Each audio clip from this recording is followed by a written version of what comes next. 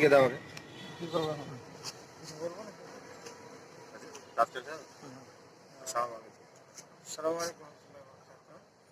যে প্রশ্ন হচ্ছে যে আমাদের সাকাফি আগামী যারা আছে ওদের খবর পাকা হয় না, আর যারা মাঝাবি বেদাতি ভাইরা আছে ওদের দেখেন যে কত সুন্দর খবর পাকা করতেছে, এটার বিধান কি? আসসালামু আলাইকুম ওয়া রাহমাতুল্লাহি ওয়া বারাকাতুহু। ইনশাআল্লাহ অত্যন্ত গুরুত্বপূর্ণ এবং চমৎকার একটি প্রশ্ন। দেখেন, কবর জিয়ারত করতে হবে, কবর জিয়ারতের জন্য আসতে হবে এবং কবর কীরকম হবে এই বিষয়ে রাসূলুল্লাহ সাল্লাল্লাহু আলাইহি ওয়াসাল্লাম দিক নির্দেশনা দিয়েছেন।